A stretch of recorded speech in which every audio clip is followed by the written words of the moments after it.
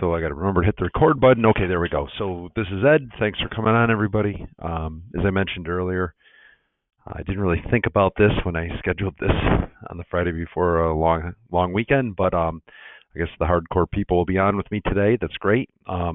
Couple things that I always mention before we start the webinars. I do record all of them. So this will be recorded in like every webinar we've done. There's like 160 of them, I think, at this point. God, I'm getting old. But we record them and put them on YouTube. So you can always watch the recording later. As long as you register, you'll get emailed the recording, but again, it goes on YouTube where anybody could watch it. So as I go through this, I would like, if you can, ask questions along the way. I won't answer them as you ask them. I'm not smart enough to run the presentation and answer questions at the same time, unfortunately, for everyone, but I will answer them at the end. But what happens often are people, the presentation ends and then they start asking questions, and I think sometimes the question doesn't come through in time, and then I think there's no questions and I end the webinar. So send them in when you think of them. And having said that, I think we'll get started. So today we're going to talk about new Medicare agents, so whether they're brand new to sales or maybe just new to Medicare sales, and the process of selecting carriers to get started. This came into thought because lately at the office we have gotten a lot of new people. We get many every week. And, you know, they just don't know. So what they do is they tend to check off like 10, 15, 20 carriers. And I think just because, you know, they don't realize what they're supposed to do. So I thought it called for a webinar. So our topics, we're going to talk about areas that you're going to market in, counties and a state or states, how you identify the carriers you need. And when you think about this, think about identifying the carriers you need for the current year, but also, like, especially now, you have to think about, well, what's that plan going to look like for AEP? Am I enrolling somebody in a plan who's turning 65 that isn't going to be in existence next year? You don't want to do that because of the commission issue, you know, where you kind of get screwed out of your commission. So, you know, just evaluating what's available now in the given year, and if you're approaching AEP, what's coming up during AEP.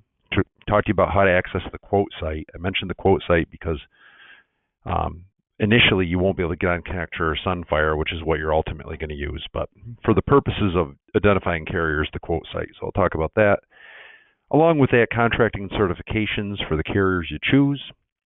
Understanding how non-resident appointment fees work, or how they suck, or however you want to put it. But just understanding the danger there of extra expense with it and how to avoid it. I was going to say on this next slide, things people do wrong or aren't good at, but I instead decided to use the term opportunities for increased success. Shout out to Lynn Noble, who was my sales manager at Excellus Blue Cross Blue Shield way back in the day. That was his term. Go over practices and habits for long-term success. And as I said, we put this in all webinars on YouTube.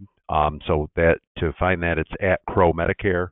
Or you could just Google YouTube Crowe and Associates.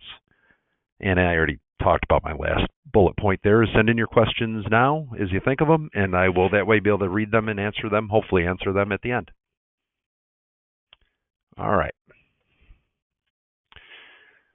So where will you market plans? Really important when you get started is to determine the state or states you're going to be in. And I know a lot of people, especially if they come from a call center background, and we seem to get a lot of people with that background recently. But if you call from a call center, or come from a call center, or you're just a new agent, you might have, you know, you might think it's a good idea to add a whole bunch of states at once. And I will tell you that can make it tricky. The reason being is it's important to know what carriers are competitive in a given state. And some states like Connecticut are easy. Like in Connecticut, there's only 6 counties, and it's pretty uniform. Like there's 4 good plans, 4 decent carriers with good plans, and they're the same in every county. So like Connecticut's fairly easy, but even that takes a while to learn. But you get some states like Florida, California, you know, many others, where the plans, like every county is like a different state. The plans are very different, and that takes time to learn all the nuances and intricacies of what plan has the best dental in a given place, who has the best OTC, who has the lowest out-of-pocket max. My point being, you know, it can be very different and it can be time consuming. So if you're going to get started, you can add as many states as you want down the road. But really, I would suggest to start off simple with a couple states. There's other reasons too that you might want to do that, but the first one is just trying to learn the states. It can be overwhelming at first, especially when we talk about the other things you have to do. And it dovetails right into another reason not to add a ton of states initially, unless you really have it down and you know exactly what you're going to do. It can get expensive because of non-resident appointment fees. So some carriers will pay your non-resident appointment fee for you. So that's any state you get appointed in with them that isn't your resident state. Pretty much every carrier now, they pay the appointment fee in your resident state, so you don't pay that. But there's some carriers out there, United Healthcare is a good example, where every non-resident state you get appointed in, not only are you going to pay the licensing fee in that state, but you're going to pay the appointment fee from United in that state. And some states have no appointment fee. Some states it's hardly anything, $20-$30. Some states it's $200. And if you're in 30 states and you tell us to add United for 30 states, it's going to get expensive. So my point is, you can always add additional states whenever you want. You can add additional carriers whenever you want too, or add existing carriers to new states. You just request it from us. It's easy to do. So there's really no rush from that standpoint. For those who always wonder, what's the easiest way to add a non-resident state? It is easy. You just go to NIPR.com. Now, I think that stands for National Insurance Producers Registry. So NIPR.com, and really, to add a non-resident state, all they want is your money. So just give them money. That varies by state too. It's very cheap in some states, very expensive in states like Massachusetts. But just go on NIPR and add an additional non-resident state. And again, you can do that anytime. So really no rush. Now, having said that, if you're coming from another upline or a call center and you have 25 or 30 or 40 or 50 states, all 50, and that's exactly what you want and you know what you want, then that's fine. We'll let you do it. I'm just trying to warn those who maybe aren't aware. Okay, so back to the picking. Oh, I forgot my entity slide. Here's the other thing. So keep in mind, let's say you're adding, again, using United, you're adding them in 10 states. Well, you're going to have your personal licensing fee in every state, resident and non-resident. With United, you'd have your non-resident appointment fee in every state other than your resident state. And then if you're going to have an entity, meaning an agency, and you want that agency or entity to get paid, it also has to be licensed and appointed. So that is going to double up all of your fees. And I'll give you a quick example. I think our Crowe & Associates is in all 50 states, and it's myself and Crowe, the entity. So we have licensing fees for both me and Crowe, and we have non-resident appointment fees for both me and Crowe, and it adds up to tens of thousands of dollars. It's a lot of money. So take your time. You can always add stuff anytime during the year as you need to, carriers and states, and enough of that. So back to the picking out carriers thing. First thing you can do is you can call or email us and ask about, in a given state, what's popular, what's been selling this year. And a lot of times we'll have already looked at the benefits at a glance for 2024, and we can tell you, okay, this is popular, and we anticipate, based on the changes, this will stay popular, or these plans will be popular next year. We can do that in general. I might not know all the states off the top of my head, but I can give you a general idea of what's popular, and that's a good place to start. If you want to get specific then, and Ed Crowe's a man of a lot of generalities, so I'd recommend doing this. We can give you temporary access to the quote site on Pinnacle's website, pfsinsurance.com. So you need a username and password to get in. All our agents have usernames and passwords. It's given to you, and you can use the site as much as you want. But if you're brand new to us and don't have any contracts with us yet, because you're new to the business, let's say, and you just want to get on there and see what's available, we'll give you a temporary username and password while you're getting set up. Go to pfsinsurance.com. Click on quoting, and then click for a Medicare quote. You can then start running plan comparisons, looking at MAPs in any given county, looking at supplements, looking at whatever you want to start getting a feeling for what's competitive in a given area, especially if maybe you're focusing on one state, 2 or 3. We'll start put in the time and the work to start drilling down and seeing what looks good now, and then on the same Pinnacle site on the AEP toolkit, you can then look at the benefits at a glance to see what's going to look good in 2024. So start running comparisons. It'll help you identify the best plans, And it'll also get you familiar with the benefits and all the extra benefits out there, and a general familiarity with what's popular and what you want to be selling when you're talking to people. The best way to quote and compare and enroll is Connector, Sunfire, or Medicare Bot. That will be the best way to do it. The catch with that, though, and the reason why we can't put you on that immediately is because those platforms are enrollment platforms, and you got to be contracted and certified with at least one carrier before we can put you on there. Once you have at least one, we'll put you on there. Then you'll use that. But until you have access to it, we'll give you the temporary access for the Pinnacle site. When the time comes and you're ready and set up, you're going to go to connect4medicare.com. That is a Pinnacle website they use to house Connector, Sunfire, and Medicare Bot, the login for all three under that site. So connect4medicare.com, and then boom, you can get into Connector, Sunfire, Medicare Bot. If somebody's asking of those three quote and enrollment platforms, which one should I use? I'd probably push you towards Sunfire, and I did a webinar on that last week where I talked about the difference. It's on our YouTube channel, and I also get a lot of questions about, Ed, how do you record on Sunfire? I did a demonstration of that 2 weeks ago, which is also up on YouTube. Anyway, one of those platforms will be your main way you'll quote and compare plans. And I said need to be contracted and appointed first before you can get on there, so it's kind of the chicken and egg thing. Okay, so as I mentioned earlier, if you are getting set up with carriers, but AEP is approaching just like it is right now, then you should review the first looks, because just because Humana looks good right now in an area, maybe they'll look terrible for January. And maybe you want to think about that you don't want to enroll a whole bunch of people into a plan. You're just going to have to switch in a couple months, especially if they're turning 65. That's a big one. So you should look at the first looks and see what the plans are going to look like. So you, again, go to pfsinsurance.com. And again, if you're brand new to us, we'll have given you a temporary username and password. Click on the AEP Toolkit, and then scroll down past the certification links to see the first looks. So when you go on the AEP Toolkit, you'll see the links, the certification links for every carrier with the link and instructions. That's really important. I had to do 31 certs this year. And I can tell you that the hardest part is finding where to go to get on them. And Pinnacle's got them all right there. But anyway, scroll down below that and you'll get to the first looks. So that's great. You found some companies you want. Okay, so you do everything we just talked about. You identify the companies you want, where you're going to market. That's wonderful. Then you need to contract. So you will get, when you tell us you want to do that, we will send you a link. You will fill out that link with all your information. And people think that's the actual contracting link. It's not actually. What it is that link gathers up information.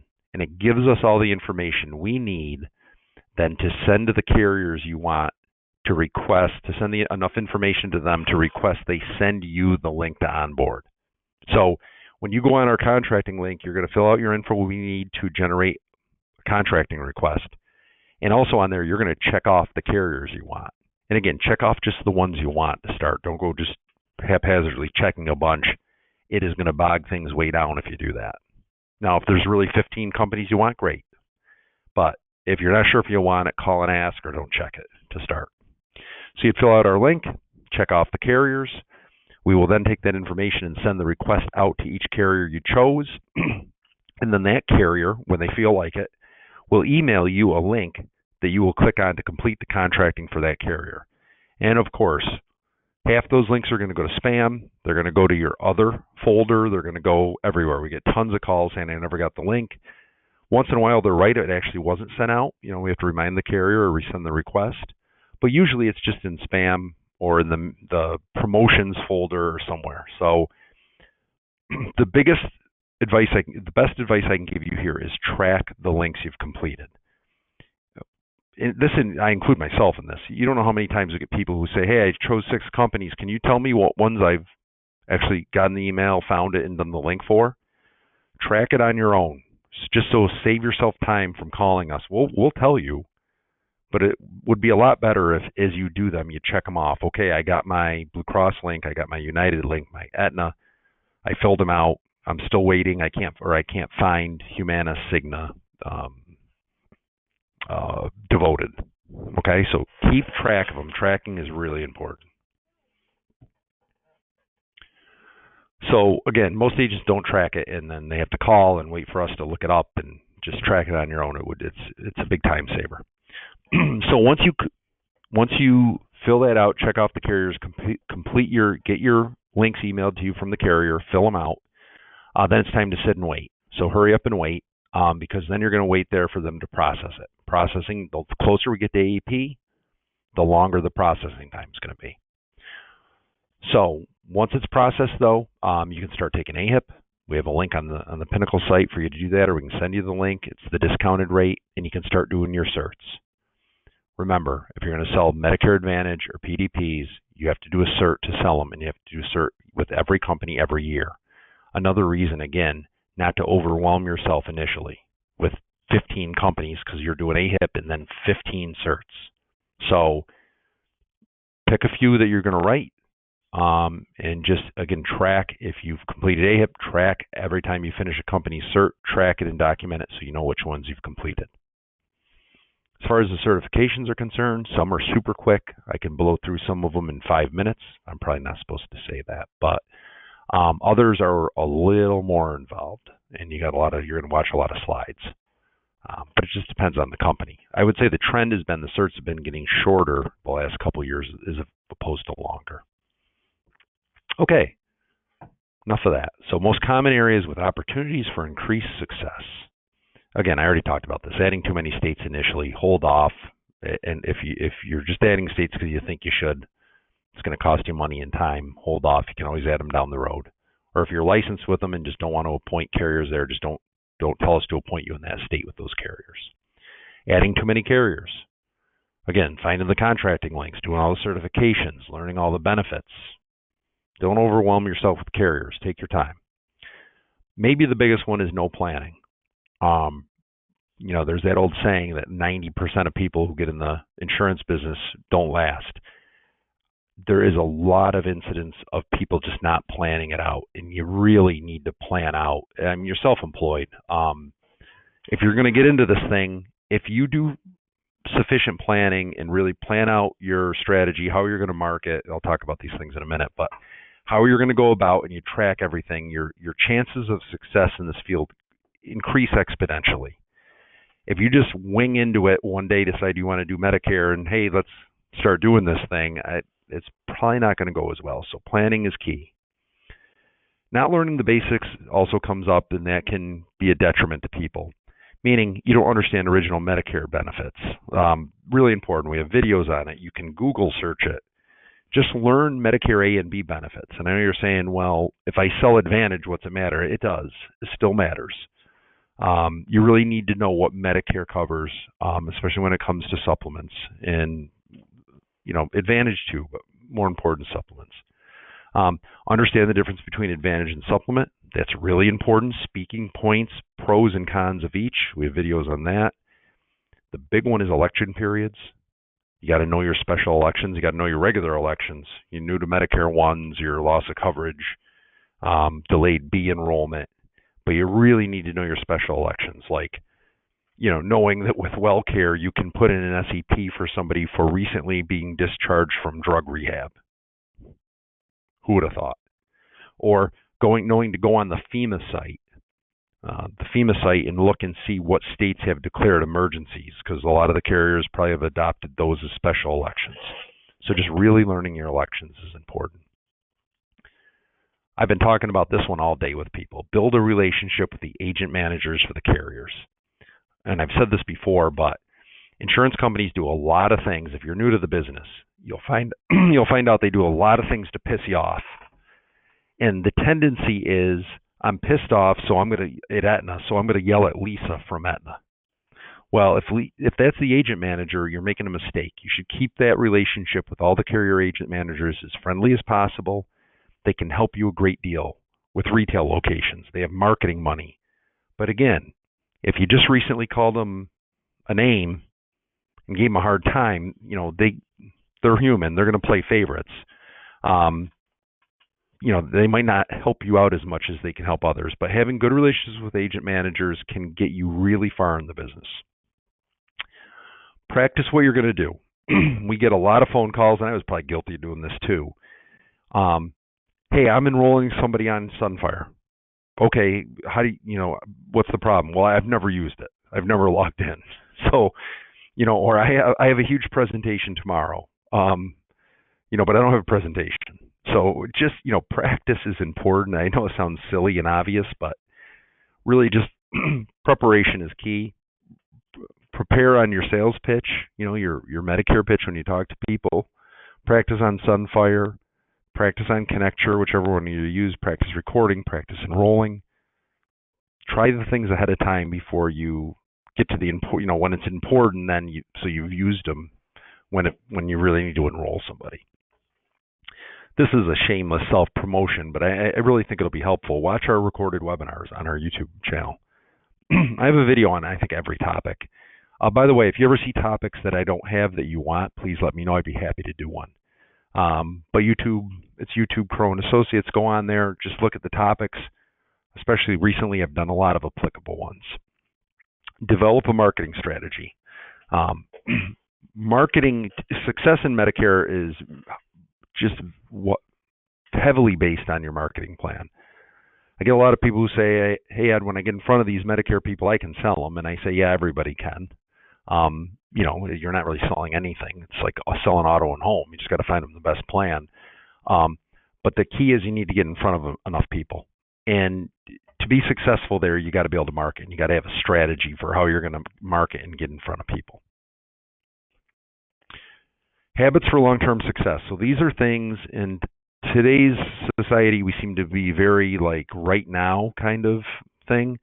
But remember, Medicare is a long-term business. It's a renewal, recurring revenue business. And you'll probably be in it for a long time.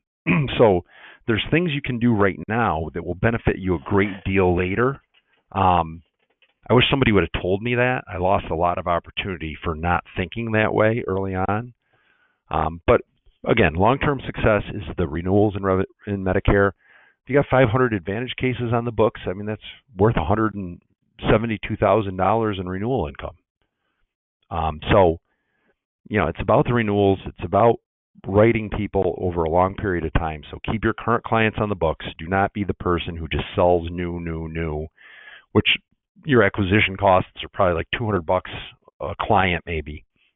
And you ignore the ones you have on the books. I mean, they're revenue. Keep them on the books. I did a Medicare AEP planning webinar that talks to that and the importance of it. Here's the one I didn't do a good job with that I hope you can, and I hope you can avoid costing yourself money like I did. Track everybody you meet. You're on your kind of quest to build a Medicare book. So if you meet somebody and you can't write them, maybe they're on a plan they love. Maybe they're on the best plan and they know it. And you can't do anything with them. Well, don't just forget about them like I used to. Track them. Book an appointment with them for AEP. Maybe it's January or February. Book them for the next AEP. Give them the pitch. Let them know the plans are subject to great change. You'll know the changes by the next AEP, and you can call them and talk to them. Track them in your CRM. Keep track of them and book an appointment. Here's another one. You write somebody and their spouse is 62 years old. When you write them, and you say, well, no problem, the spouse will call me. No, he or she will not. They will, like 20% of the time, but you can write 100% of those. So when you write somebody, don't think it's 3 years away. 3 years will come before you know it. Track that spouse. Keep track of it. And then 8 months before he or she turns 65, call them. Why 8 months? Well, it's 8 months because the carriers will be all over them within 6 months of turning 65. Get ahead of the game. Establish rapport. Remind them that you sold their husband or wife, and get a hold of them ahead of time. But you call them. You will enroll them if you do. If you rely on them to call, it's just most of the time not going to happen. Maybe you meet somebody who's turning 65 but still working. Well, I used to just move on from them. That was stupid. They're going to retire at some point. I guess I was short term thinking, well, maybe I won't be in the business anymore. Maybe I'll be dead. Who knows? But the point is, track those people, stay in touch with them. At some point they'll retire and you'll write them. All these things add up. ACA people. I used to write ACA business, and I knew people that also wrote ACA business. You get a lot of people you'd write or you'd talk to. 62, 61, 63, maybe they had a spouse that was younger. Track every single one of them and call all of them 8 months before they turn 65. Over the years, I had a book of about 1,500 clients. I cost myself hundreds of enrollments by not tracking that. Hundreds. Okay, so back to marketing strategies. Pick strategies that fit with your strengths. Whether that is doing T65 seminars, whether it's retail, phone, online leads, community events, referrals, a referral source, whatever it is, pick something that you enjoy doing or something that at least is a strength of yours. I get a lot of people who will say, for example, hey, I want to just do phone sales. And I'll say, okay, well, what's your background? Oh, I was just a face-to-face sales guy for my whole life. That might not work out so well. Or I get somebody who says, I'm a phone salesperson, but I want to start doing seminars. Great. That's fine if they really want to do that. But then come to find out they hate presenting. So it sounds obvious, but pick things that fit for what you want to do. Find a primary marketing strategy, whatever it is. We'll help you determine it. I can tell you what programs we have. I have best practices as the day is long. Been doing this so long, I can tell you, okay, here's best practices for this kind of lead, this kind of marketing.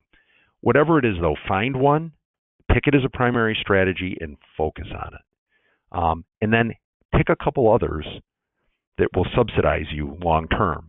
Maybe longer term projects that won't bring apps initially, but will down the road.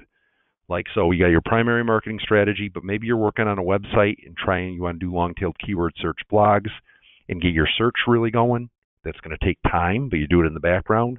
Maybe you want to build a great YouTube channel. There's a great opportunity for that, by the way. Maybe you want to build a great YouTube channel that gets tons of people inquiring about Medicare. Maybe community contacts, other professional lead sources. Have some sidebars that you work on alongside of your primary strategy. So long term, when you get tired out and don't want to do the primary strategy anymore, you'll have these things to have business coming in. Try to avoid the golden goose lead, if I could spell. It's supposed to say try to avoid the golden goose lead trap. I was guilty of this one. I've worked every kind of lead, and the reason is because I was always looking for a better one.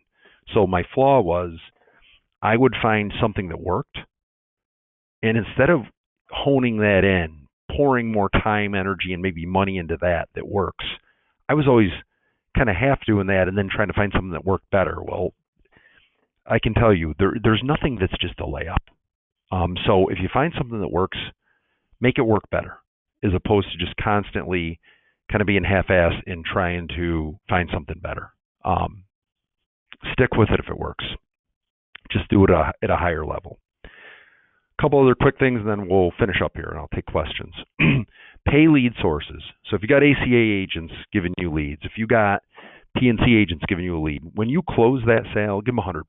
You can legally. Medicare allows you to pay $100 to another professional. So if they're going to give you leads, those are the easiest sales you'll get. And people think $100, that's a lot. Not really. If you look at an average agent's cost per acquisition, it's double that. And it's hard. So if somebody's going to give you a referral and they're just going to call you right up and just kind of hand them to you on a red carpet, pay them $100. Don't make them chase the money, and they'll keep giving you leads. Give out a referral gift to your Medicare clients. Now, that's different. Your Medicare clients, that's the $15 cap. So I did $10. You don't have to go 15. I have some people who said, well, I go 5. Well, I think 5 might be too little, but anyway, 15, the difference between 15 and 10, there is no difference. I didn't notice I did both, but it certainly will increase your referrals a lot if you give out a referral gift. We're done. Again, it's Friday. If you're new, or even if you're not, if you want to really work to develop a marketing plan, call our office. You can talk to one of our sales directors we have working with us. They've sold. Everybody here is sold. I've sold. Lisa's sold. Stephanie's sold. Serena's sold. We're a little different in that regard, where we have sold. I built a book on my own. So talk to us. We can help you develop a marketing strategy. Join us for our weekly Zooms. We usually do them on Tuesdays. Some weeks we don't do them, but most we do. And that's instead of me just talking, and the Zoom is more interactive, where we go back and forth, answer questions. I think they're pretty helpful. So feel free to join. We send invites out for those. If you didn't get it, let us know, and we'll be happy to get the invite over to you every week. Let's see if we have questions. It looks like we have none. Oh, okay. Well, again, like I said, long weekend, right? So if there's no questions, I appreciate you coming on. I really do. Thanks for joining us. Just be on the lookout. We do webinars every week. And please, if you have topics you want to see, I'd be happy. Just take those suggestions, send them to us. Watch our recorded webinars on the YouTube video and join us for a Zoom call. We usually get a pretty good crowd, and more the merrier. Happy to have you. So I hope everybody has a great weekend. I did get one comment. This was great. Going to call you on another topic. Okay. Well, thank you. I appreciate that. Thanks for the compliment, and I hope everybody has a great weekend. Thank you.